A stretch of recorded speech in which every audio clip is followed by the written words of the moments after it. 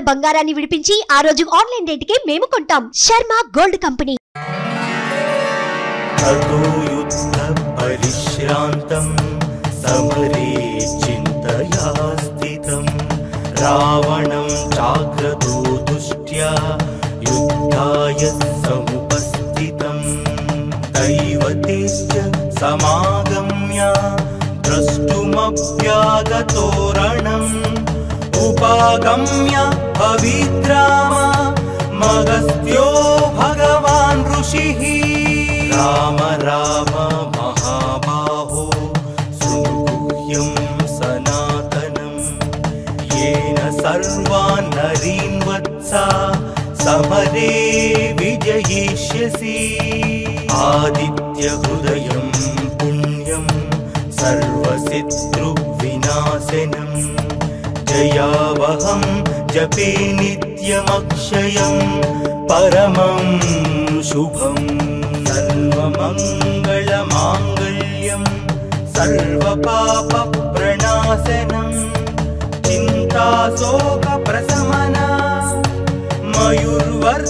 मयूर्वर्धनमुत्तमम् रश्मिमन्तं समुद्यन्तं देवासुर नमस्कृतं पूजयस्व विवस्वन्तं भास्करं भुवनेश्वरं सर्वदेवतात्मको हेश तेजस्वी रश्मिभावनः एष देवासुरगणा लोकान् पादिभवस्तिभिः एष ब्रह्मश्च विष्णुश्च शिवस्कन्दः प्रजापतिः महेन्द्रो धनदः कालो यमः सोमो ह्यपाम्पतिः वसवः सान्ध्या अश्विनौ मारुतो मनुः वायुर्वह्नि प्रजाः प्राणा ऋतुकर्ता प्रभाकरः आदित्यः सविता सूर्याः खगः पूषा खगस्तिमान् सुवर्णसदृशो भानुः सुवर्णरेता दिवाकरः हरिद्वसा सहस्रार्ची सप्तसप्तिर्मरीचिमान् तिमिरोन्मथन शम्भु सप्ताष्टमार्ताण्डां सुमान् हिरण्यगर्भशिशिर सप्तनो भास्करो रविः अग्निगर्भोदितेः पुत्रा शङ्कः शिशिरनाशनः व्योमनाथस्तमो वेधी रुक्मजु सामपारगः घनवृष्टि रपामित्रो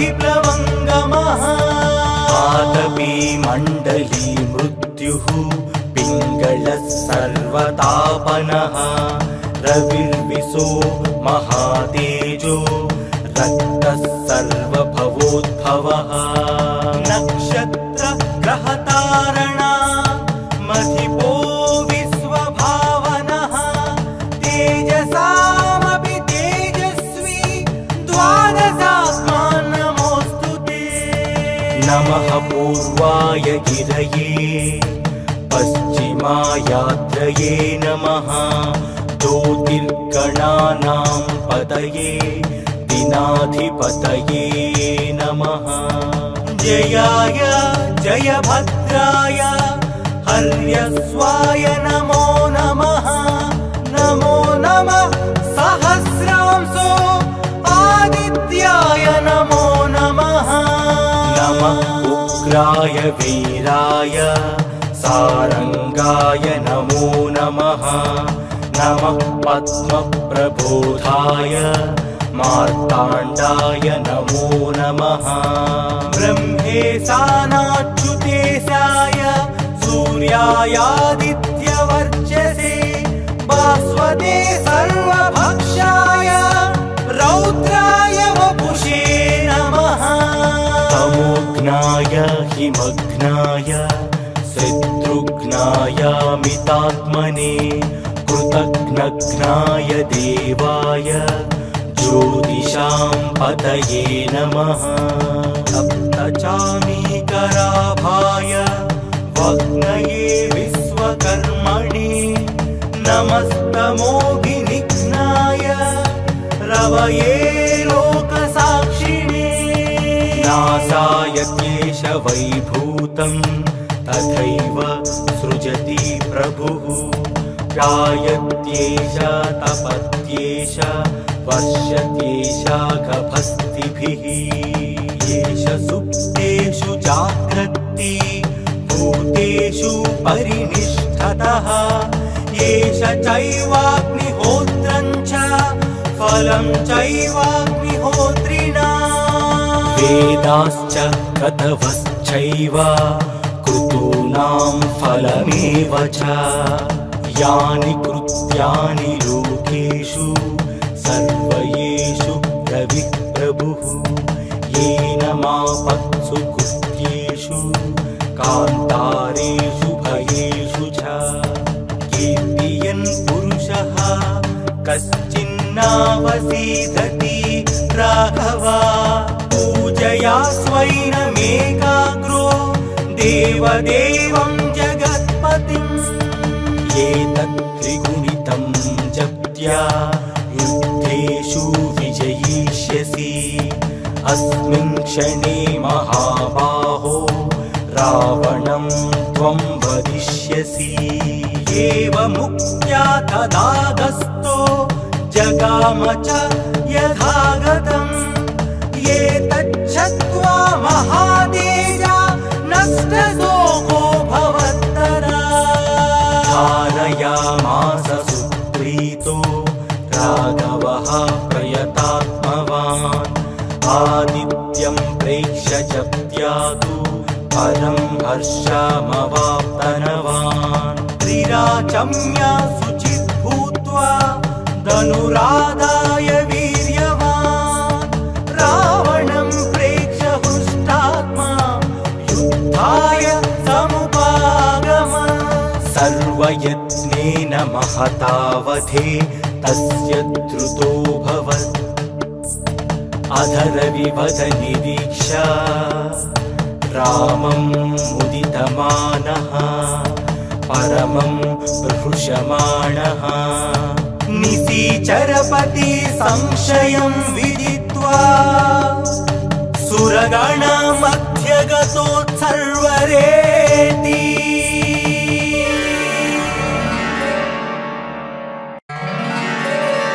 ततो युद्धपरिश्रान्तं समरे चिन्तया स्थितं रावणं चाग्रतो दुष्ट्या युद्धाय समुपस्थितं दैवतेश्च समागम्य द्रष्टुमप्यागतो रणम् उपागम्य पवित्राम मगस्त्यो भगवान् ऋषिः राम राम महाबाहो शृणुगुह्यं सनातनं येन सर्वान् नरीन् वत्सा समरे विजयिष्यसि आदित्यहृदयं पुण्यं सर्वशत्रुविनाशनं जयावहं जपे नित्यमक्षयं परमं शुभम्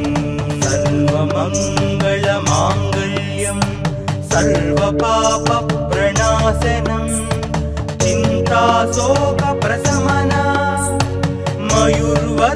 मयूर्वर्धनमुत्तमम् रश्मिमन्तं समुद्यन्तं देवासुर नमस्कृतं पूजयस्व विवस्वन्तं भास्करं भुवनेश्वरम् सर्वदेवतात्मको हेश तेजस्वी रश्मिभावनः एष देवासुरगणा लोकान् पातिघवस्तिभिः एष ब्रह्मश्च विष्णुश्च शिवस्कन्दः प्रजापतिः महेन्द्रो धनदत्तालो यमः सोमो ह्यपाम्पतिः वसवः सान्ध्या अश्विनौ मारुतो मनुः वायुर्वह्नि प्रजाः प्राणा ऋतुकर्ता प्रभाकरः आदित्यः सविता सूर्याः खगः पूषा खगस्तिमान् सुवर्णसदृशो भानुः सुवर्णरेता दिवाकरः हरिद्वसा सहस्रार्ची सप्तसप्तिर्मरीचिमान् तिमिरोन्मथन शम्भु सप्ताष्टमार्ताण्डां सुमान् हिरण्यगर्भशिशिर सप्तनो भास्करो रविः अग्निगर्भोदिते पुत्रा शङ्कः शिशिरनाशनः व्योमनाथस्तमो वेधी रुक्मजु सामपारगः घनवृष्टि रपामित्रो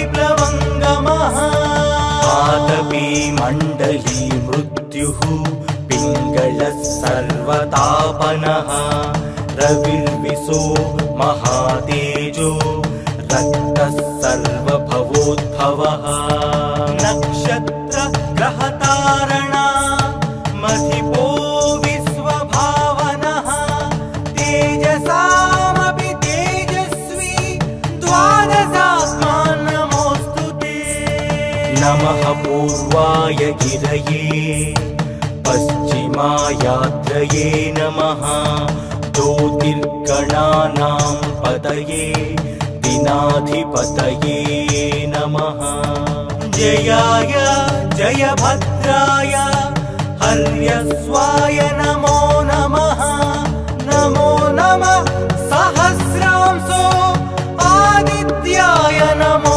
नमः नमः उग्राय वीराय सारंगाय नमो नमः नमः पद्मप्रबोधाय मार्ताण्डाय नमो नमः ब्रह्मेशानाच्युतेशाय सूर्यायादित्यवर्चसे भास्वते सर्वभक्षाय रौद्राय वपुषे नमः तमोघ्नाय हिमघ्नाय शत्रुघ्नाय मितात्मने कृतघ्नघ्नाय देवाय ज्योतिषां पतये नमः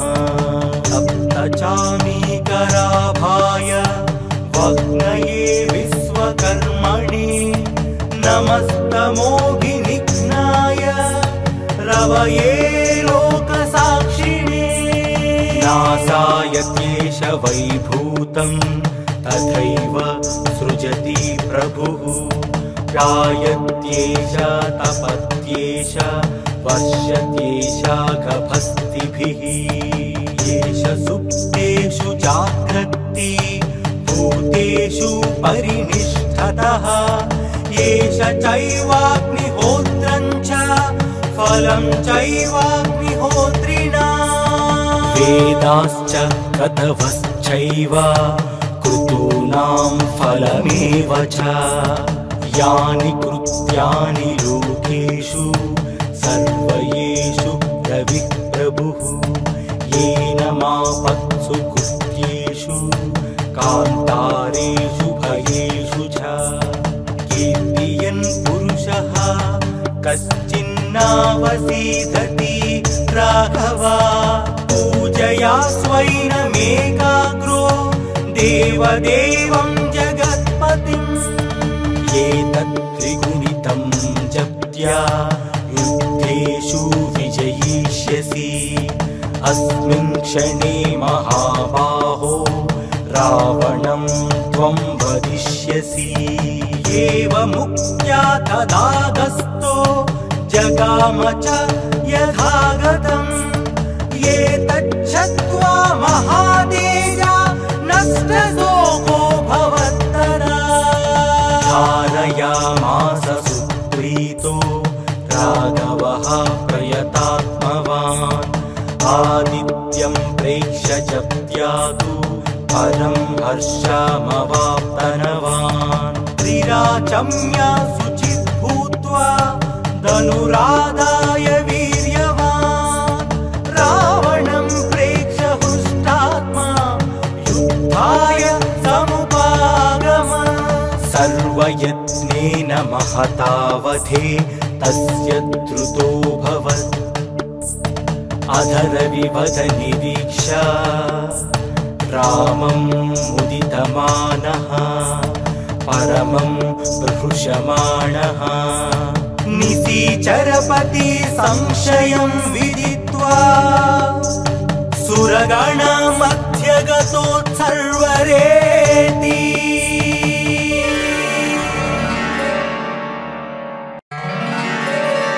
ततो युद्धपरिश्रान्तं समरे चिन्तया स्थितं रावणं जाग्रतो दुष्ट्या युद्धाय समुपस्थितं दैवतेश्च समागम्य द्रष्टुमप्यागतो रणम् उपागम्य भविद्राम मगस्त्यो भगवान् ऋषिः राम राम महाबाहो सुगुह्यं सनातनं येन सर्वान् नरीन् वत्सा समरे विजयिष्यसि आदित्यहृदयं पुण्यं सर्वशत्रुविनाशनं जयावहं जपे नित्यमक्षयं परमं शुभम् सर्वमङ्गलमाङ्गल्यं सर्वपापप्रणाशनं चिन्ताशोकप्रशमना मयूर्वर्धनमुत्तमम् रश्मिमन्तं समुद्यन्तं देवासुर नमस्कृतं पूजयस्व विवस्वन्तं भास्करं भुवनेश्वरम् सर्वदेवतात्मको हेश तेजस्वी रश्मिभावनः एष देवासुरगणा लोकान् पादिभवस्तिभिः एष ब्रह्मश्च विष्णुश्च शिवस्कन्दः प्रजापतिः महेन्द्रो धनदः कालो यमः सोमो ह्यपाम्पतिः वसवः सान्ध्या अश्विनौ मारुतो मनुः वायुर्वह्नि प्रजाः प्राणा ऋतुकर्ता प्रभाकरः आदित्यः सविता सूर्याः खगः पूषा खगस्तिमान् सुवर्णसदृशो भानुः सुवर्णरेता दिवाकरः हरिद्वसा सहस्राक्षी सप्तसप्तिर्मरीचिमान् तिमिरोन्मथन शम्भु सप्ताष्टमार्ताण्डां सुमान् हिरण्यगर्भशिशिर सप्तनो भास्करो रविः अग्निगर्भोदितेः पुत्रा शङ्कः शिशिरनाशनः व्योमनाथस्तमो वेधी रुक्मजु सामपारगः घनवृष्टि रपामित्रो विन्ध्यावीधिप्लवङ्गमः आतपी मण्डली मृत्युः पिङ्गलः सर्वतापनः रविर्विशो महातेजो रक्तः सर्वभवोद्भवः नक्षत्र ग्रहतारणा मधिपो विश्वभावनः तेजसामपि तेजस्वी द्वादशात्मा नमोऽस्तु ते नमः पूर्वाय गिरये पश्चिमायात्रये नमः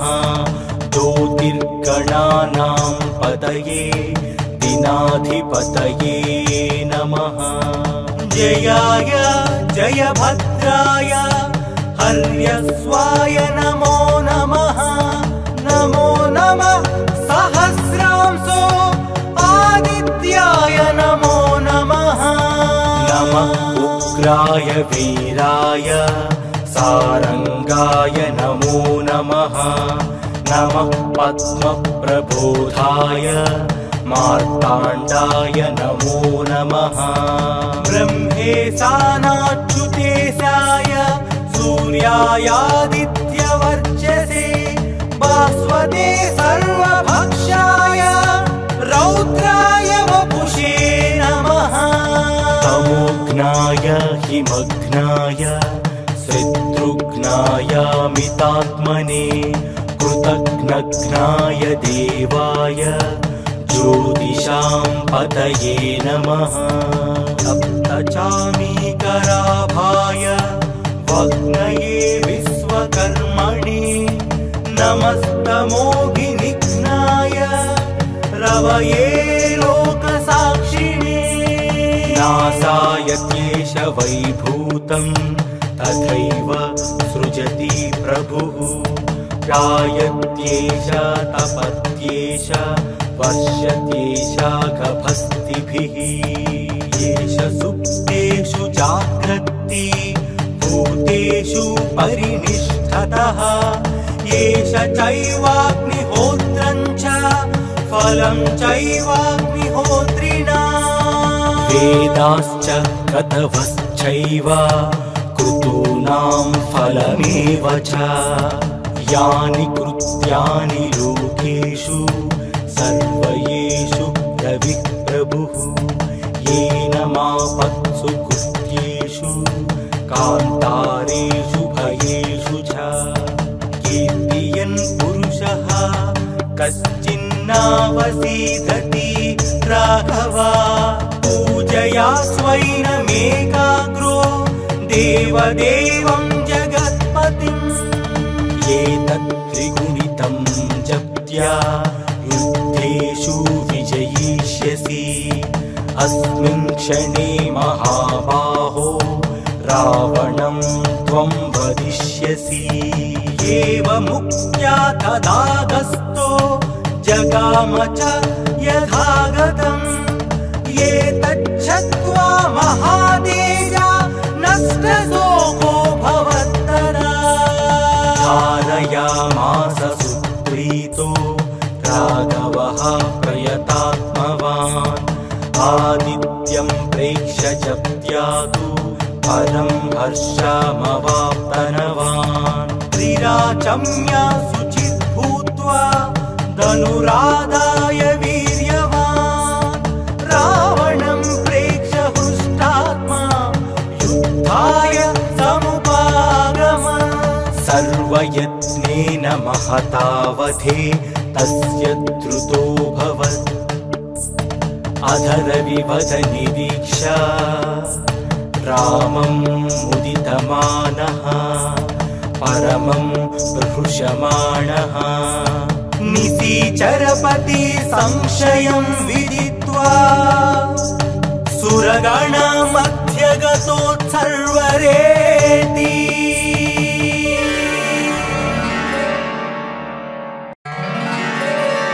ततो युद्धपरिश्रान्तं समरे चिन्तया स्थितं। रावणं चाग्रतो दुष्ट्या युद्धाय समुपस्थितं। दैवतेश्च समागम्य द्रष्टुमभ्यागतो रणम्। उपागम्य पवित्राम मगस्त्यो भगवान् ऋषिः। राम राम महाबाहो सुगुह्यं सनातनम्। येन सर्वान् नरीन् वत्सा समरे विजयिष्यसि। आदित्यहृदयं पुण्यं सर्वशत्रुविनाशनं। जयावहं जपे नित्यमक्षयं परमं शुभम्। सर्वमङ्गलमाङ्गल्यं सर्वपापप्रणाशनं। चिन्ताशोकप्रशमना मयूर्वर्धनमुत्तमम्। रश्मिमन्तं समुद्यन्तं देवासुर नमस्कृतं। पूजा भजस्व विवस्वन्तं भास्करं भुवनेश्वरम् सर्वदेवतात्मको हेश तेजस्वी रश्मिभावनः एष देवासुरगणा लोकान् पातिहवस्तिभिः एष ब्रह्मश्च विष्णुश्च शिवस्कन्दः प्रजापतिः महेन्द्रो धनदत्तालो यमः सोमो ह्यपाम्पतिः वसवः सान्ध्या अश्विनौ मारुतो मनुः वायुर्वह्नि प्रजाः प्राणा ऋतुकर्ता प्रभाकरः आदित्यः सविता सूर्याः खगः पूषा खगस्तिमान् सुवर्णसदृशो भानुः सुवर्णरेता दिवाकरः हरिद्वसा सहस्रार्ची सप्तसप्तिर्मरीचिमान् तिमिरोन्मथन शम्भु सप्ताष्टमार्ताण्डां सुमान् हिरण्यगर्भशिशिर सप्तनो भास्करो रविः अग्निगर्भोदिते पुत्रा शङ्कः शिशिरनाशनः व्योमनाथस्तमो वेधी रुक्मजु सामपारगः घनवृष्टि रपामित्रो विन्ध्यावीधिप्लवङ्गमः आतपी मण्डली मृत्युः पिङ्गलः सर्वतापनः रविर्विशो महातेजो रक्तः सर्वभवोद्भवः नक्षत्र ग्रहतारणा मधिपो विश्वभावनः तेजसामपि तेजस्वी द्वादशात्मान् नमोऽस्तु ते नमः पूर्वाय गिरये पश्चिमायात्रये नमः ज्योतिर्गणानां पतये दिनाधिपतये नमः जयाय जयभद्राय हर्यस्वाय नमो नमः नमो नमः सहस्रांशो आदित्याय नमो नमः नमः उग्राय वीराय सारंगाय नमो नमः नमः पद्मप्रबोधाय मार्ताण्डाय नमो नमः ब्रह्मेशानाच्युतेशाय सूर्यायादित्यवर्चसे भास्वते सर्वभक्षाय रौद्राय वपुषे नमः तमोघ्नाय हिमघ्नाय शत्रुघ्नायामितात्मने कृतघ्नघ्नाय देवाय ज्योतिषां पतये नमः सप्तचामीकराभाय वग्नये विश्वकर्मणे नमस्तमोभिनिघ्नाय रवये लोकसाक्षिणे नासाय केशवैभूतं तथैव सृजति प्रभुः जायत्येष तपत्येष वर्षत्येष गभस्तिभिः येष सुप्तेषु जाग्रत्ति भूतेषु परिनिष्ठतः येष चैवाग्निहोत्रं च फलं चैवाग्निहोत्रिणा वेदाश्च क्रतवश्चैव क्रतूनां फलमेव च यानि कृत्यानि लोकेषु सर्वयेषु रविः प्रभुः येन मापत्सु कृत्येषु कान्तारेषु भयेषु च कीर्तियन् पुरुषः कश्चिन्नावसीदति राघवा पूजया स्वैनमेकाग्रो देवदेवं जगत्पतिम् एतत् त्रिगुणितं जप्त्या युद्धेषु विजय क्षणे महाबाहो रावणं त्वं वदिष्यसि। एवमुक्त्या तदागस्तो जगाम च यथागतम्। एतच्छ्रुत्वा महातेजा नष्टशोको भवत्तदा। धारयामास सुप्रीतो राघवः प्रयतात्मवान्। आदित्यं प्रेक्ष्य च त्यातु परं हर्षमवाप्तनवान्। त्रिराचम्य शुचित् भूत्वा धनुरादाय वीर्यवान्। रावणं प्रेक्ष्य हृष्टात्मा युद्धाय समुपागम। सर्वयत्नेन महतावधे तस्य द्रुतोऽभवत्।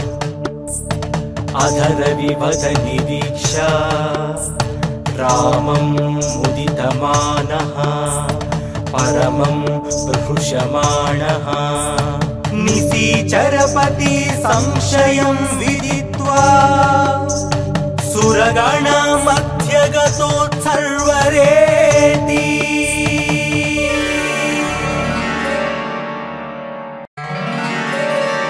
ततो युद्धपरिश्रान्तं समरे चिन्तया स्थितं। रावणं चाग्रतो दुष्ट्या युद्धाय समुपस्थितं। दैवतेश्च समागम्य द्रष्टुमभ्यागतो रणम्। उपागम्य पवित्राम मगस्त्यो भगवान् ऋषिः। राम राम महाबाहो शृणुगुह्यं सनातनं। येन सर्वान् नरीन् वत्सा समरे विजयिष्यसि। आदित्यहृदयं पुण्यं सर्वशत्रुविनाशनं। जयावहं जपे नित्यमक्षयं परमं शुभम्। सर्वमङ्गलमाङ्गल्यं सर्वपापप्रणाशनं। चिन्ताशोकप्रशमना मयूर्वर्धनमुत्तमम्। रश्मिमन्तं समुद्यन्तं देवासुर नमस्कृतं। पूजयस्व विवस्वन्तं भास्करं भुवनेश्वरम्। सर्वदेवतात्मको हेश तेजस्वी रश्मिभावनः। एष देवासुरगणा लोकान् पातिहवस्तिभिः। एष ब्रह्मश्च विष्णुश्च शिवस्कन्दः प्रजापतिः। महेन्द्रो धनदः कालो यमः सोमो ह्यपाम्पतिः। वसवः सान्ध्या अश्विनौ मारुतो मनुः। वायुर्वह्नि प्रजाः प्राणा ऋतुकर्ता प्रभाकरः। आदित्यः सविता सूर्याः खगः पूषा खगस्तिमान्। सुवर्णसदृशो भानुः सुवर्णरेता दिवाकरः।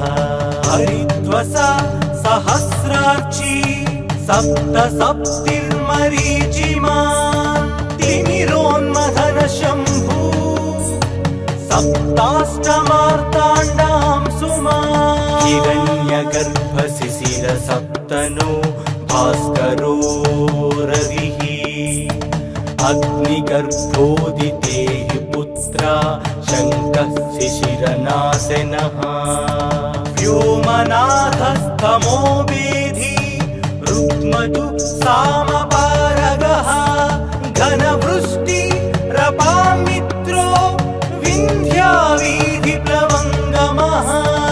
आतपी मण्डली मृत्युः पिङ्गलः सर्वतापनः। रविर्विशो महातेजो रक्तः सर्वभवोद्भवः।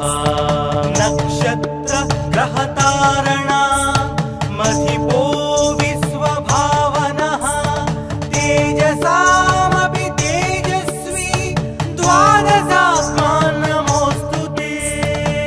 नमः पूर्वाय गिरये पश्चिमायात्रये नमः ज्योतिर्गणानां पतये दिनाधिपतये नमः जयाय जयभद्राय हर्यस्वाय नमो नमः नमो नमः सहस्रांशो आदित्याय नमो नमः नमः उग्राय वीराय सारंगाय नमो नमः नमः पद्मप्रबोधाय मार्ताण्डाय नमो नमः ब्रह्मेशानाच्युतेशाय सूर्यायादित्यवर्चसे भास्वते सर्वभक्षाय रौद्राय वपुषे नमः तमोघ्नाय हिमघ्नाय शत्रुघ्नाय मितात्मने कृतघ्नघ्नाय देवाय ज्योतिषां पतये नमः सप्तचामीकराभाय वग्नये विश्वकर्मणे नमस्तमोभिनिघ्नाय रवये लोकसाक्षिणे नासाय केशवैभूतं तथैव सृजति प्रभुः जायत्येष तपत्येष वर्षत्येष गभस्तिभिः येष सुप्तेषु जाग्रत्ति भूतेषु परिनिष्ठतः येष चैवाग्निहोत्रं च फलं चैवाग्निहोत्रिणा वेदाश्च गतवश्चैव कृतूनां फलमेव च यानि कृत्यानि लोकेषु सर्वयेषु प्रभुः येन मापत्सु कृत्येषु कान्तारेषु भयेषु च कीर्तियन् पुरुषः कश्चिन्नावसीदति राघवा पूजया स्वैनमेकाग्रो देवदेवं जगत्पतिम् एतत्त्रिगुणितं जप्त्या युद्धेषु विजयिष्यसि अस्मिन् क्षणे महाबाहो रावणं त्वं वदिष्यसि एवमुक्त्या तदागस्तो जगाम च यथागतम् एतच्छ्रुत्वा महातेजा नष्टशोको भवत्तदा धारयामास सुप्रीतो राघवः प्रयतात्मवान् आदित्यं प्रेक्ष्य जप्त्यातु परं हर्षमवाप्तनवान् त्रिराचम्य शुचित् भूत्वा धनुरादाय वीर्यवान् रावणं प्रेक्ष्य हृष्टात्मा युद्धाय समुपागम सर्वयत्नेन महतावधे तस्य द्रुतोऽभवत् अधरविवदनिरीक्ष रामं मुदितमानः परमं प्रहृषमाणः निशिचरपति संशयं विदित्वा सुरगणमध्यगतोत्सर्वरेति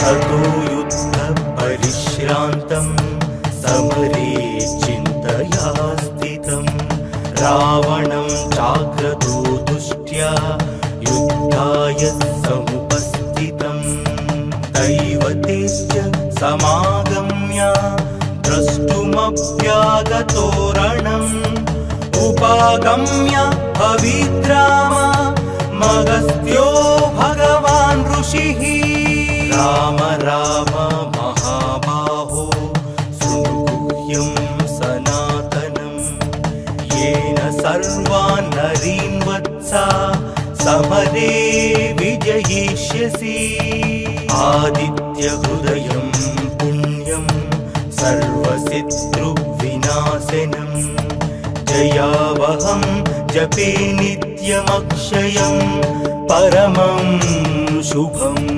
सर्वमङ्गलमाङ्गल्यं सर्वपापप्रणाशनं चिन्ताशोकप्रशमना मयूर्वर्धनमुत्तमं रश्मिमन्तं समुद्यन्तं देवासुर नमस्कृतं पूजयस्व विवस्वन्तं भास्करं भुवनेश्वरं सर्वदेवतात्मको हेश तेजस्वी रश्मिभावनः एष देवासुरगणा लोकान् पातिहवस्तिभिः एष ब्रह्मश्च विष्णुश्च शिवस्कन्दः प्रजापतिः महेन्द्रो धनदत्तालो यमः सोमो ह्यपाम्पतिः वसवः सान्ध्या अश्विनौ मारुतो मनुः वायुर्वह्निः प्रजाः प्राणा ऋतुकर्ता प्रभाकरः आदित्यः सविता सूर्याः खगः पूषा खगस्तिमान् सुवर्णसदृशो भानुः सुवर्णरेता दिवाकरः हरिद्वसा सहस्रार्ची सप्तसप्तिर्मरीचिमान् तिमिरोन्मथन शम्भु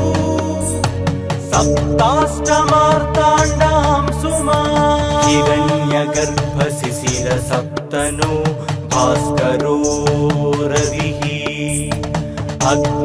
अग्निगर्भोदितेः पुत्रा शङ्कः शिशिरनाशनः व्योमनाथस्तमो वेधी रुक्मजु सामपारगः घनवृष्टि रपामित्रो विन्ध्यावीधिप्लवङ्गमः आतपी मण्डली मृत्युः पिङ्गलः सर्वतापनः रविर्विशो महातेजो रक्तः सर्वभवोद्भवः नक्षत्र ग्रहतारणा मधिपो विश्वभावनः तेजसामपि तेजस्वी द्वादशात्मान् नमोऽस्तु ते नमः पूर्वाय गिरये पश्चिमायात्रये नमः ज्योतिर्गणानां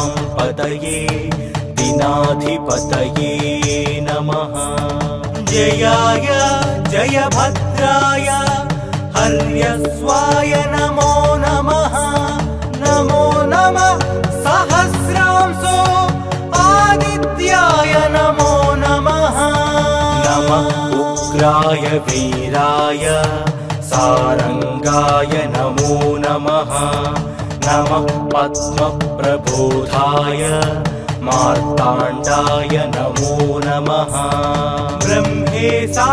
ब्रह्मेशानाच्युतेशाय सूर्यायादित्यवर्चसे भास्वते सर्वभक्षाय रौद्राय वपुषे नमः तमोघ्नाय हिमघ्नाय शत्रुघ्नाय मितात्मने कृतघ्नघ्नाय देवाय ज्योतिषां पतये नमः सप्तचामीकराभाय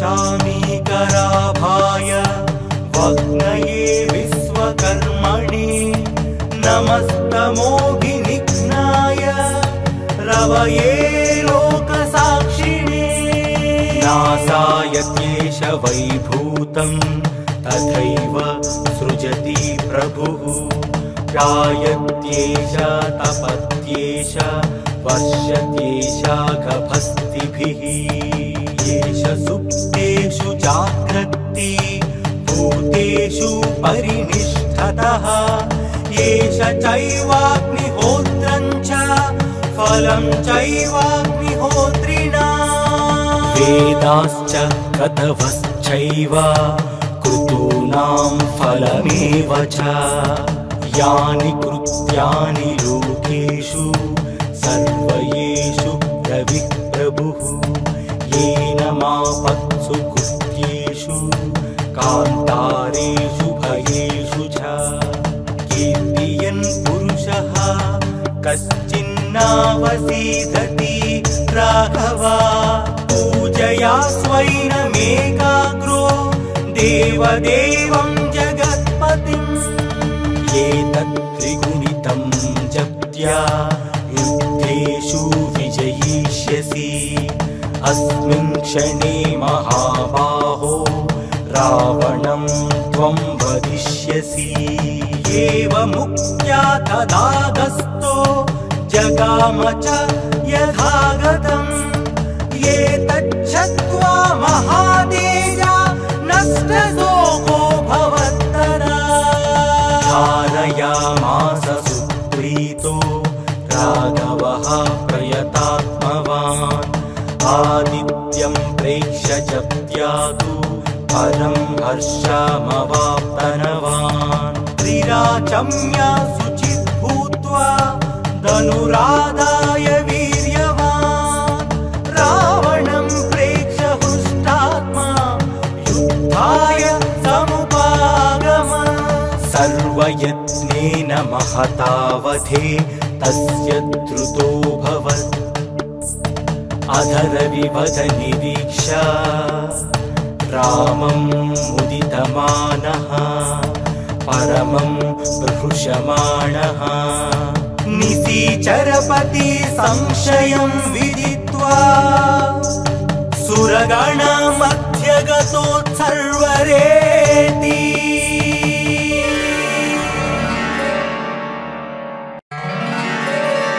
ततो युद्धपरिश्रान्तं समरे चिन्तया स्थितं रावणं चाग्रतो दुष्ट्या युद्धाय समुपस्थितं दैवतेश्च समागम्य द्रष्टुमभ्यागतो रणम् उपागम्य पवित्राम मगस्त्यो भगवान् ऋषिः राम राम महाबाहो शृणुगुह्यं सनातनम् येन सर्वान् नरीन् वत्सा समरे विजयिष्यसि आदित्यहृदयं पुण्यं सर्वशत्रुविनाशनम् जयावहं जपे नित्यमक्षयं परमं शुभम्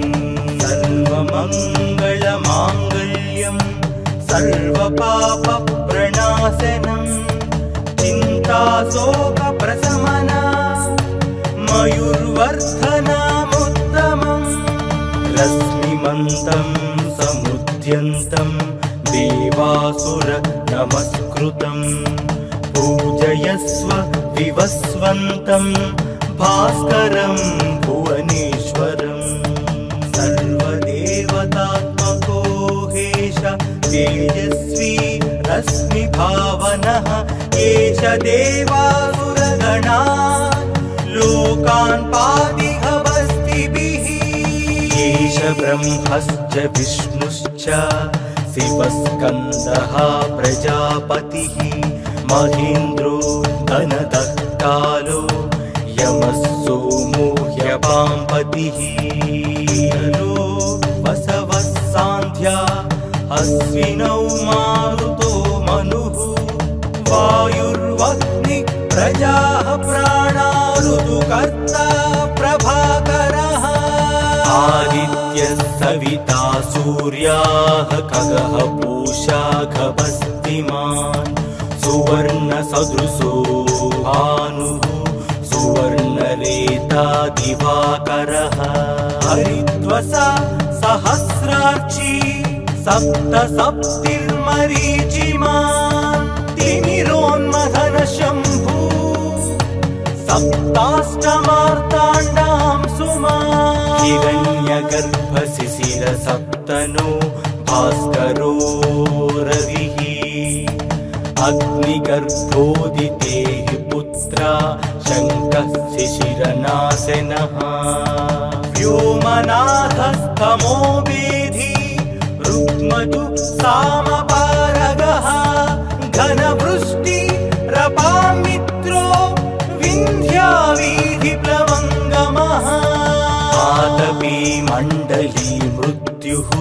पिङ्गलः सर्वतापनः रविर्विशो महातेजो रक्तः सर्वभवोद्भवः नक्षत्र ग्रहतारणा मधिपो विश्वभावनः तेजसामपि तेजस्वी द्वादशात्मा नमोऽस्तु ते नमः पूर्वाय गिरये पश्चिमायात्रये नमः ज्योतिर्गणानां पतये दिनाधिपतये नमः जयाय जयभद्राय हर्यस्वाय नमो नमः नमो नमः सहस्रांशो आदित्याय नमो नमः नमः उग्राय वीराय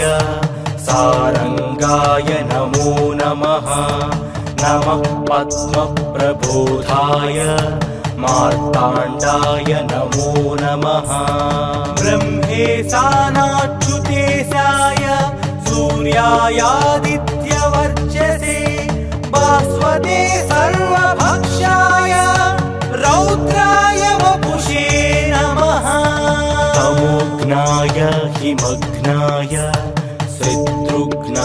शत्रुघ्नायामितात्मने कृतघ्नघ्नाय देवाय ज्योतिषां पतये नमः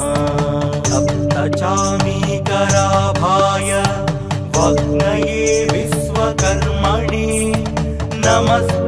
नमस्तमोघिनिघ्नाय रवये लोकसाक्षिणे नासाय क्लेश वैभूतं तथैव सृजति प्रभुः गायत्येष तपत्येष वर्षत्येष गभस्तिभिः येष सुप्तेषु जाग्रत्ति भूतेषु परिनिष्ठतः येष चैवाग्निहोत्रं च फलं चैवाग्निहोत्रिणा वेदाश्च क्रतवश्चैव क्रतूनां फलमेव च यानि कृत्यानि लोकेषु सर्वयेषु रविः प्रभुः येन मापत्सु कृत्येषु कान्तारेषु भयेषु च कीर्तियन् पुरुषः